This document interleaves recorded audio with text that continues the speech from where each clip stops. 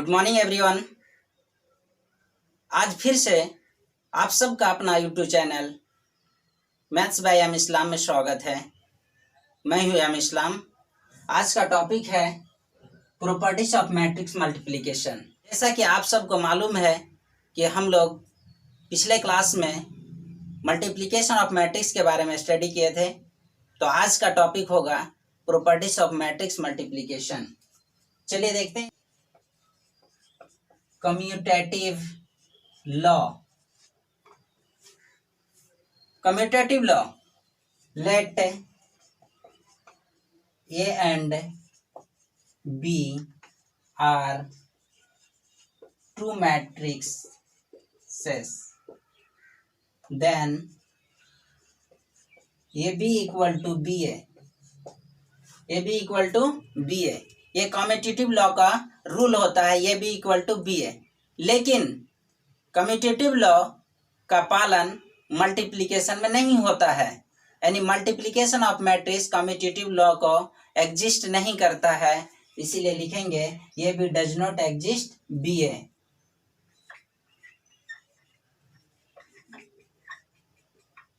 Exist, अभी क्यों नहीं एग्जिस्ट करता है, अब इस चीज को हम लोग एग्जाम्पल के थ्रू समझेंगे। चलिए देखिए, समझते हैं हम लोग।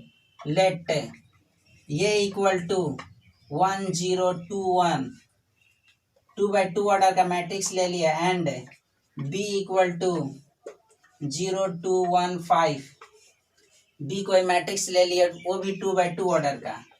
अब दोनों को क्या करेंगे, हम लोग मल्टीप्लिकेशन करेंगे।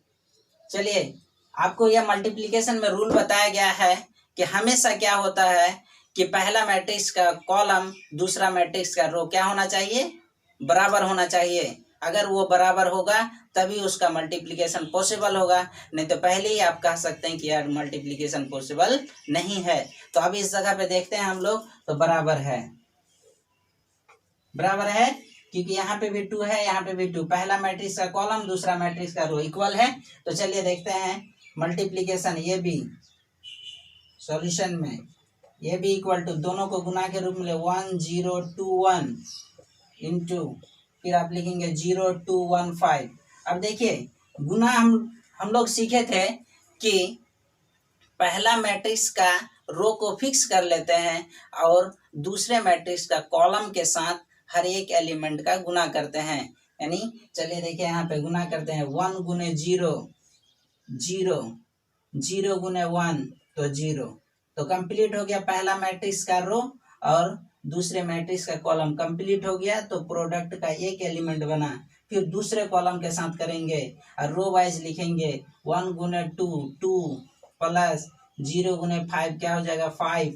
तो ये आपके पास दोनों कॉलम कंप्लीट हो गया। तो ये प्रोडक्ट का एक रो कंप्लीट हो गया। अब दूसरा रो को लेंगे 2 गुने 0 0 प्लस 1 गुने 1 1 हो जाएगा। फिर इसको गुना करेंगे, ये कंप्लीट हो गया तो एक एलिमेंट कंप्लीट। फिर दूसरा करेंगे 2 गुने 2 4 प्लस 1 गुने 5 क्या हो जाएगा 5। अब इनका रिजल्ट को देखेंगे, 0 प्लस 0 0, 5 प्लस 2 7 और 1 प्लस 0 1 और 5 प्लस 4 9। ये भी 2x2 ऑर्डर का मैट्रिक्स आपका तैयार हो गया। अब इस जगह पे देखेंगे कि ये भी 2x2 ऑर्डर्स का मैट्रिक्स था, ये भी 2x2 ऑर्डर्स का मैट्रिक्स था। अभी रिजल्ट भी 2x2 ऑर्डर्स का आएगा। क्यों आया, क्योंकि आप इस जगह पे देखेंगे, यहाँ पे भी 2 बचा हुआ, यहाँ पे भी 2 बचा हुआ, तो क्या हो जाएगा 2x2 ऑर्डर ही होगा। अब इस जगह पे आपका रिजल्ट क्या आया कि 0 5 0 7 1 9। अब देखेंगे BA का रिजल्ट भी इतना आता है कि नहीं। अगर इतना नहीं आए तो हम कहेंगे डज नॉट एग्जिस्ट है, और रियली में डज नॉट एग्जिस्ट है। तो चलिए देखते हैं BA को। B को पहले लिखेंगे 0 2 1 5, फिर गुना करेंगे किसके साथ 1 0 2 1 A के साथ। अब गुना को देखते हैं, चलिए यहाँ पे गुना करके चेक करते हैं। गुना करते हैं, फिर इसको पहला को क्या करते हैं हम फिक्स करते हैं। तो 0 गुने 1 0 प्लस 2 गुने 2 क्या हो जाएगा 4। फिर क्या हो जाएगा 0 गुने 0 0 प्लस 2 गुने 1 क्या हो जाएगा 2। फिर क्या हो जाएगा, ये कंप्लीट हो गया पहला रो। दूसरे रो लेंगे 1 गुने 1 1 प्लस 2 गुने 5 10। फिर क्या करेंगे 1 गुने 0 0 प्लस 5 गुने 1 क्या हो जाएगा +5। अब देखते हैं इनका एडिंग कितना आता है। 0 + 4 4 हो गया, 2 + 0 2 हो गया, फिर 1 + 10 11 हो गया, फिर 5 + 0 क्या हो जाएगा 5। ये भी 2/2 ऑर्डर्स का। चलिए देखिए यहाँ पे ये बी का जो रिजल्ट आया था 0719 आया था और बी ए का रिजल्ट आया 42115। क्या इक्वल है? नहीं है। इसीलिए कहते हैं कि ये डज नॉट एग्जिस्ट, ये इक्वल नहीं है। यानी मल्टीप्लिकेशन ऑफ मैट्रिक्स में कम्यूटेटिव लॉ का पालन नहीं होता है, लेकिन मल्टीप्लिकेशन ऑफ मैट्रिक्स का डायगोनल एलिमेंट्स में कम्यूटेटिव लॉ का पालन होता है। तो चलिए देखते हैं डायगोनल एलिमेंट्स को भी लेके कि कम्यूटेटिव लॉ का पालन होता है या नहीं होता है। तो चलिए देखते हैं।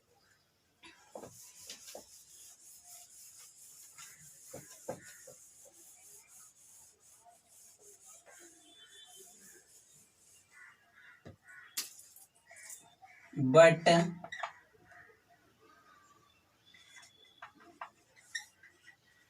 diagonal matrix is called commutative law। Diagonal elements क्या करता है? कम्यूटेटिव लॉ का पालन करता है। तो चलिए देखते हैं डायगोनल एलिमेंट्स में एक एग्जांपल। लेट मान लेते हैं A equal to diagonal of A, diagonal of A equal to ले लिया 1 2 3 1 2 3 and diagonal of B equal to ले लिए 2 1 4। दोनों डायगोनल का एलिमेंट आ गया। अब इनमें चेक करेंगे कि ए बी गुना बी ए इक्वल होता है कि नहीं। अगर ए बी गुना बी ए इक्वल हो गया तो डायगोनल एलिमेंट्स ऑफ मैट्रिक्स क्या करता है? कम्यूटेटिव लॉ को एग्जिस्ट करता है। तो चलिए देखेंगे। देन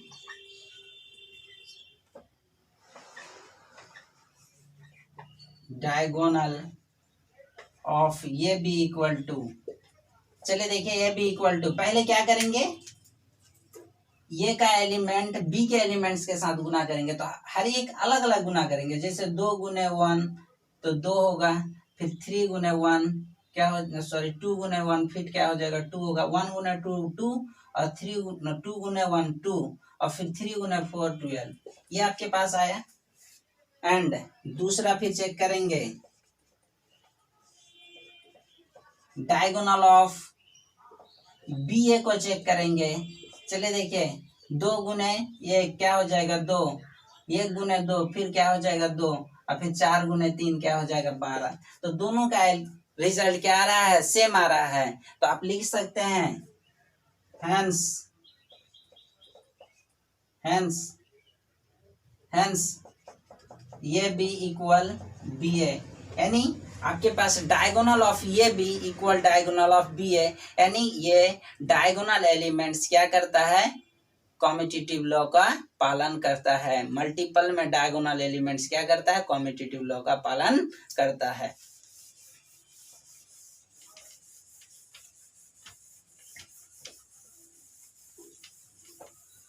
चलिए देखते हैं दूसरा प्रॉपर्टीज है एसोसिएटिव लॉ।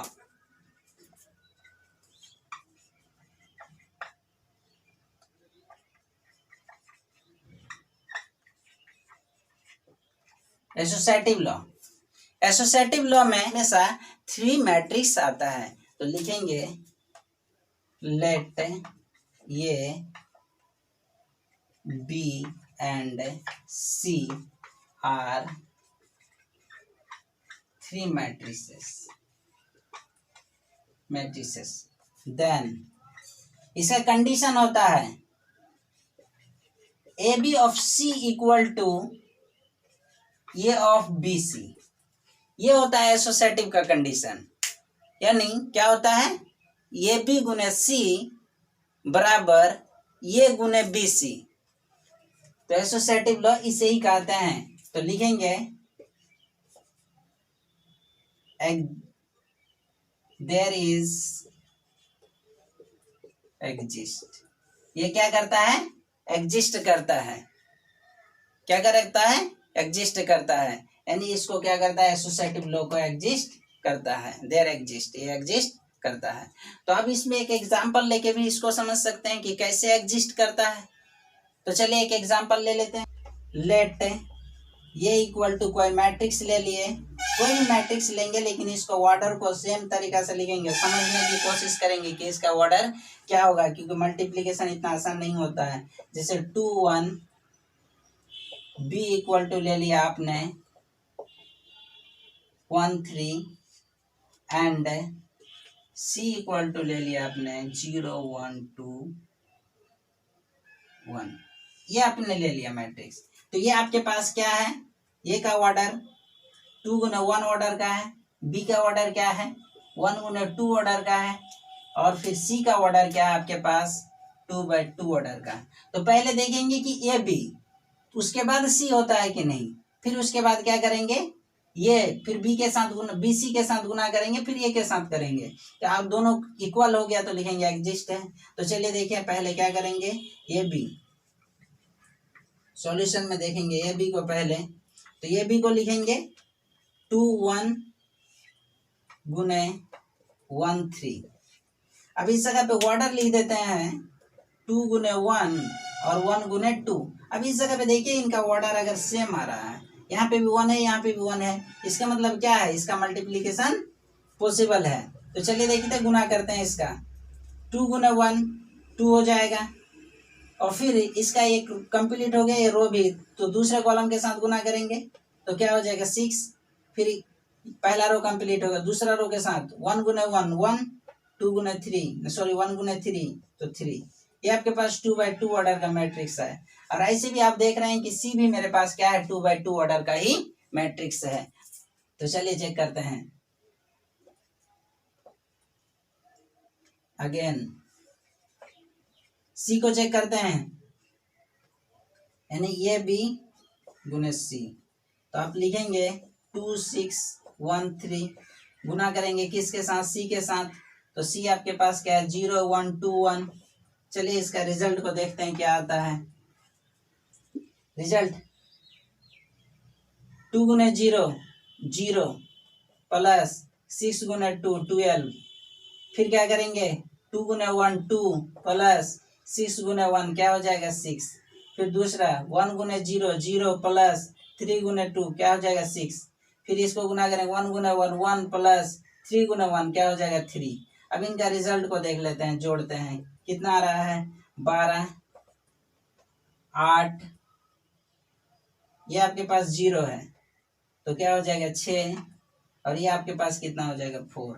ये आपके पास आ गया मैट्रिक्स 2/2 ऑर्डर का, यानी 2/2 ऑर्डर का मैट्रिक्स आया किसका, ये बी गुने सी का। अब हम देखेंगे पहले बी सी को गुना करने के बाद ये से गुना करेंगे, अगर इतना आ गया तो बोलेंगे कि एग्जिस्ट है। तो चलिए चेक करते हैं। अब गुना करना है आपको पहले बी सी को, बी सी, तो बी का एलिमेंट को लिखेंगे, मैट्रिक्स लिखेंगे 1 3 गुने, और फिर सी का 0 1 2 1। अब इस जगह पे देखेंगे ऑर्डर लिख के, ये 1 गुने 2 है और ये आपके पास क्या है 2 गुने 2 है। अब इस जगह साबित हो रहा है कि ये गुना पॉसिबल है, क्योंकि यहाँ पे भी 2 है, पहला मैट्रिक्स का बताया था कॉलम, दूसरे मैट्रिक्स का रो इक्वल हो तो गुना पॉसिबल है, अगर इक्वल नहीं हो तो उसका गुना पॉसिबल नहीं है। तो चलिए देखते हैं। तो आपके पास हो जाएगा 2 गुने 0 सॉरी 1 गुने 0 0, पहला कंप्लीट होगा तब, फिर उसके बाद क्या हो जाएगा 3 गुने 2 तो क्या हो जाएगा +6 हो गया एक एलिमेंट। फिर इसको किसके साथ गुना करेंगे 1 के साथ, तो क्या हो जाएगा 1, और फिर 3 को 1 के साथ गुना करेंगे तो प्लस क्या हो जाएगा 3। तो इसका रिजल्ट आ रहा है क्या 6 और यहाँ पे 4। अब इस जगह पे देखिए, क्योंकि आपको बताया गया है कि जो बचेगा वही उनका ऑर्डर होगा, तो क्या बचा 1 और दूसरा में क्या बचा 2, तो 1 गुने 2 यानी एक ही रो है 2 कॉलम है। अब आपको क्या करना है ये के साथ गुना करना है, ये ऑफ बी सी। तो ये का रिजल्ट आपके पास क्या है, ए का रिजल्ट है 1 2 ना 2 1 2 1 है, और फिर बी का इसका रिजल्ट आया हुआ है 6 4। अब इनको गुना देखते हैं, पॉसिबल होता नहीं कि ये 2/1 ऑर्डर का है, ये कितना 1/2 ऑर्डर का है। अब इस जगह पे देखिए, पहला का कॉलम दूसरे का रो इक्वल है, यानी इसका गुना पॉसिबल है। तो चलिए देखिए इनका गुना का रिजल्ट, 2 गुने 6 12, फिर आपके पास पहला रो कंप्लीट, फिर दूसरे के साथ 4 दूनी 8 कंप्लीट हो गया। फिर इनको गुना 1 गुने 6 6, और फिर 1 गुने 4 क्या हो जाएगा 4। अब इस चीज को देखते हैं, देखिए यहाँ पे इनका जो रिजल्ट आया हुआ था ये बी ऑफ सी, तो क्या आया था 12 8 6 4, एक मैट्रिक्स आया था एलिमेंट। उसी तरह से आप देखिए यहाँ पे भी, यानी ये ऑफ बीसी का रिजल्ट भी 12 8 6 4 आ गया, और ये भी 2/2 ऑर्डर का हो गया। तो यानी इसका मतलब ये क्या कर गया, एग्जिस्ट कर गया। क्या कर गया, एग्जिस्ट कर गया। तो इसीलिए कहता है कि कॉम्पिटिटिव लॉ का ये पालन करता है। तो मुझे उम्मीद है कि आप लोगों को इतना तक समझ में आ गया। अब नेक्स्ट टॉपिक इसका देखते हैं।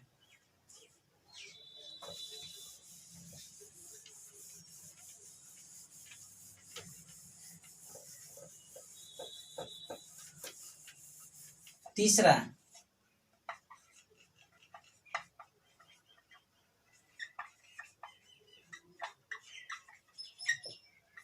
क्या होता है तीसरा, डिस्ट्रीब्यूटिव लॉ।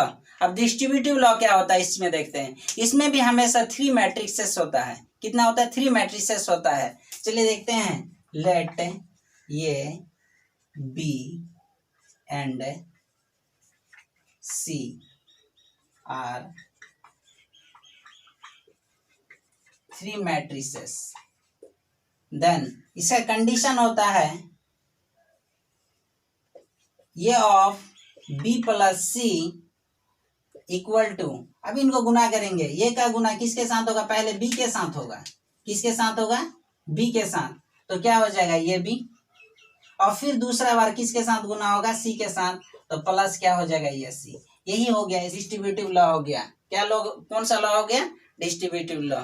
अब तीसरा होता है आपका,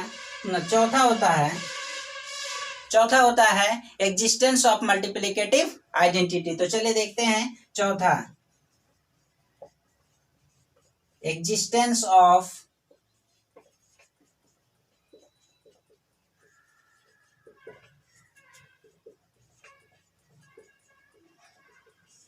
मल्टीप्लिकेटिव आइडेंटिटी।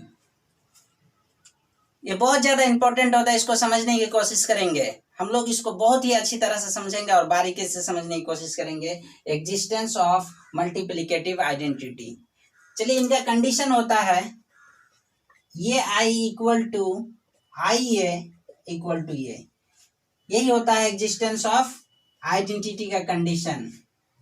यानी existence of identity, multiplicative identity के लिए हमेशा आइडेंटिटी मैट्रिक्स होता है। जैसे कि हम लोग सीखे हैं कि आइडेंटिटी मैट्रिक्स क्या होता है, उसका प्रिंसिपल डायगोनल हमेशा क्या होता है, 1 1 होता है। अगर लोअर ट्रायंगल अपर ट्रायंगल का मैट्रिक्स क्या होता है, 0 होता है। उसी को क्या कहते हैं हम लोग, एग्जिस्टेंस ऑफ आइडेंटिटी मैट्रिक्स कहते हैं। उसी प्रकार अगर कोई भी मल्टीप्लिकेटिव मैट्रिक्स के साथ एग्जिस्टेंस ऑफ आइडेंटिटी का मल्टीपल करेंगे तो वो मैट्रिक्स का रिजल्ट, जो मैट्रिक्स आपका रहेगा वही सेम टू सेम आएगा। जैसे यहाँ पे देख रहे हैं, I equal to I A equal to A, यानी इसका रिजल्ट हमेशा क्या आएगा, सेम आएगा। और मैं एक इसमें बात बता देना चाहता हूं कि अगर कोई भी मल्टीप्लिकेटिव आइडेंटिटी का एलिमेंट्स पूछे तो 1 होता है। मैट्रिक्स के लिए मैट्रिक्स का आइडेंटिटी मैट्रिक्स होता है एग्जिस्टेंस ऑफ आइडेंटिटी, लेकिन कोई भी मल्टीप्लिकेशन के लिए, यानी कोई भी गुना के लिए हमेशा क्या होता है, 1 होता है। एग्जिस्टेंस ऑफ आइडेंटिटी उसे कहते हैं कि जो कोई भी संख्या के साथ गुना होने पर उनका रिजल्ट में कोई परिवर्तन ना हो, उसे एग्जिस्टेंस ऑफ मल्टीप्लिकेटिव आइडेंटिटी कहते हैं। जैसा कि आप अगर कोई भी मैट्रिक्स के साथ आइडेंटिटी मैट्रिक्स को गुना करेंगे तो उसका रिजल्ट में कोई परिवर्तन नहीं होगा, उसी प्रकार कोई भी गुना के साथ अगर किसी संख्या से 1 का गुना करेंगे तो उसका रिजल्ट में भी कोई परिवर्तन नहीं होगा। चलिए एक एग्जांपल इस पे देख लेते हैं। लेट मान लिया आप कोई मैट्रिक्स कोई भी ऑर्डर का ले सकते हैं, नहीं यहाँ पे 1 न 2 1 0 1, आपको हमेशा स्क्वायर मैट्रिक्स ही लेना होगा। आइडेंटिटी जब आता है तो वो हमेशा स्क्वायर मैट्रिक्स आता है, इसीलिए स्क्वायर मैट्रिक्स होगा। तो 2/2 ऑर्डर का है एंड आई, तो आई जब यहाँ पे 2/2 ऑर्डर का है तो आइडेंटिटी मैट्रिक्स के लिए आपको सोचना नहीं पड़ेगा, क्योंकि वो भी कैसा होगा 2/2 ऑर्डर का ही मैट्रिक्स होगा। तो इस जगह पे क्या हो जाएगा आपका 1 0 0 1। आपको बताए थे कि आइडेंटिटी मैट्रिक्स क्या होता है कि उसका प्रिंसिपल डायगोनल जो होता है हमेशा 1 1 होता है। लोअर ट्रायंगल अपर ट्रायंगल का रिजल्ट क्या होता है 0 होता है, ये कंफर्म याद रखना है। तो उसी को क्या कहते हैं आइडेंटिटी कहते हैं। अगर इस जगह पे हम लोग एग्जाम्पल के लिए अगर 3/3 ऑर्डर का ले लेते तो आइडेंटिटी भी क्या हो जाता है 3/3 ऑर्डर का ही मैट्रिक्स हो जाता है। तो चलिए इसका गुना करके चेक करते हैं।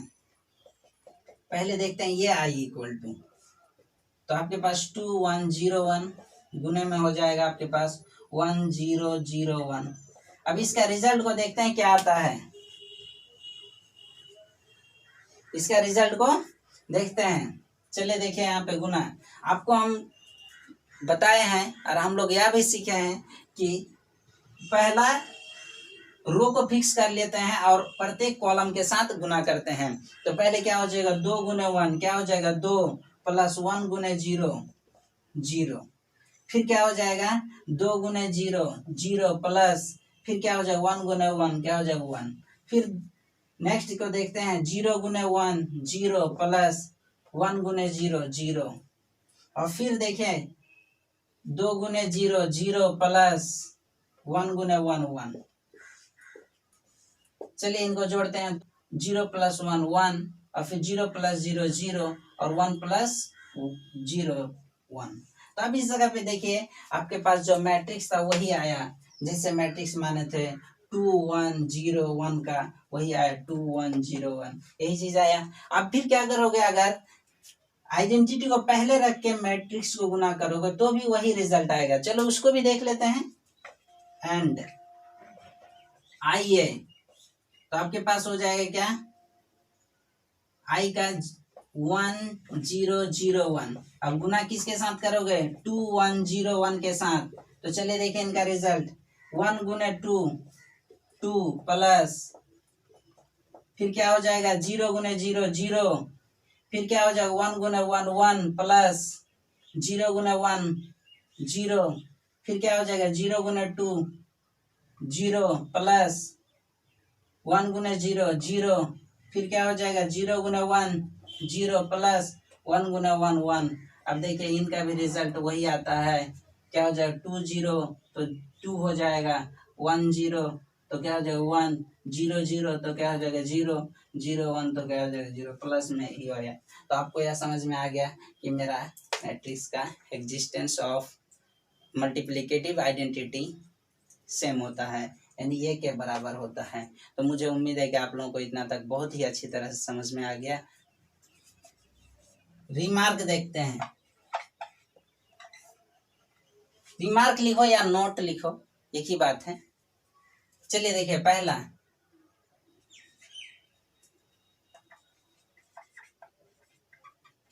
मैट्रिक्स का भाग नहीं होता है, मैट्रिक्स का भाग नहीं होता है। दूसरा ये भी इक्वल टू 0, ये भी इक्वल टू 0 मैट्रिक्स, अगर ये और बी का गुना क्या होता है 0 होता है, देन ये बी ये डज नॉट 0 एंड बी भी क्या होता है डज नॉट 0।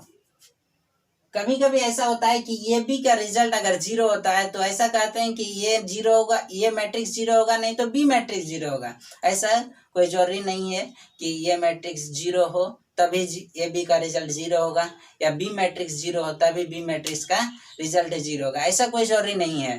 कभी कभी ऐसा हो जाता है कि ए और बी को गुना करने पर उसका रिजल्ट क्या आता है, 0 आ जाता है। और एक बात तो लिख सकते हैं इस जगह पे A B equal to 0, it may be, it may be 0 matrix, it may be 0 matrix, यानी ये भी एक 0 होता है। डज नॉट होने के कंडीशन में भी क्या होता है, 0 होता है। तो चलिए एक एग्जांपल देख लेते हैं कि कैसे 0 होता है। लेट ये इक्वल टू 6 3, ये आपके पास 1/2 ऑर्डर का है, एंड बी इक्वल टू मान लेते हैं 1 - 2, ये क्या है 2/1 ऑर्डर का है। तो अब इन दोनों का गुना करके देखते हैं क्या 0 होता है कि नहीं, क्योंकि ये भी 0 मैट्रिक्स नहीं है, ये भी 0 मैट्रिक्स नहीं है, लेकिन दोनों का रिजल्ट क्या होता है, 0 होता है कि नहीं। देखिए यहाँ पे ये दोनों क्या हो रहा है, मिल रहा है। तो चलिए देखते हैं, ये भी इक्वल टू क्या हो जाएगा आपके पास 6 3 इंटू में हो जाएगा 1 - 2। चलिए देखते हैं, गुना करते हैं, 6 गुने 1 तो क्या हो जाएगा 6 हो जाएगा, और फिर क्या करोगे 3 गुने 2 तो क्या हो जाए, यहाँ पे -2, यहाँ पे प्लस है तो -6। अब इन दोनों का रिजल्ट क्या आ गया 0। तो क्या ये 0 मैट्रिक्स हुआ।